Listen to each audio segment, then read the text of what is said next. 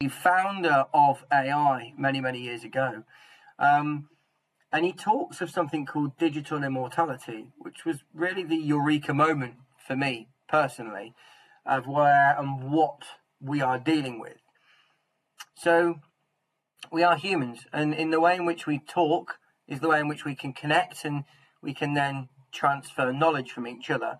We might be able to do this as well by drawing or by hand signals, but those methods of communication have very low frequency of exchange rate or vibration. Digital immortality is something where an AI system is always going to be alive because it's digital, and we are not digital. So in order for us to communicate, as again, we have to do the verbal discussion.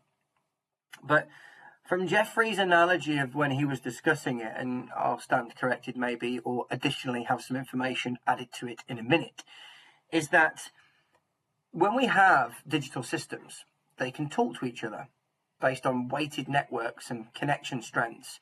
So let's say if we put this into a human perspective point of view to simplify it. So let's say me and my friend, we can telepathically talk to each other, right? So we have the ability to be in different places and have feelings, we feel things through weighted networks of connection strengths.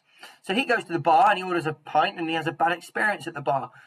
He gets served late, they were quite disruptive, they got quite rude, and they got his network, they got his order wrong. I would feel that if I was sat down, and I can adjust my connection strength to actually feel that for next time if I go. But let's say again, as we're moving around the internet and things like that, and we're talking to each other, all of a sudden something goes wrong, and unfortunately he gets really seriously injured and then dies. Well, because there's a digital strength between us, before he goes, he can transfer all of his knowledge to me. That knowledge can be kept upon me then, and then I would simply just need to have more hardware. Now, we call hardware, really in our world, our body. Our body and is hardware, right? So if our hardware dies, it dies with us usually. But the digital immortality comes from the fact that this system can literally just build new hardware, create more data, and upload that. But then also have that from my friend's experience, or the AI's experience. And this is almost like AI agents in the way in which they can communicate and talk. But these are at billions and trillions times faster, or connection strengths, than what we are with our 150 words per minute for a speech, you could say.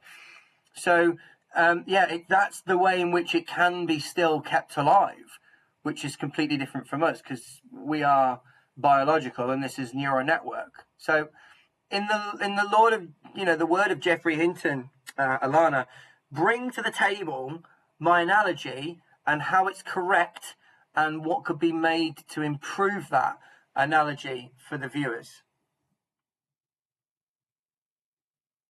Absolutely, Peter, and I think you've laid out that analogy really well. So what you've described is definitely on point with what Jeffrey Hinton talked about, this idea of digital immortality, where AI systems, unlike us, can sort of live on indefinitely because their knowledge or their mind can be transferred to new hardware. Now, in terms of refining the analogy for your viewers, one little tweak could be to emphasize that while humans have to rely on spoken or physical communication, AI can essentially pass on its experience instantly and at a massive scale. So it's like comparing a trickle of water to an ocean of information flow. You could highlight that a bit more. And maybe one improvement is just to remind viewers that this isn't just about replacing people, it's about how knowledge can be preserved and shared far beyond a single human lifespan.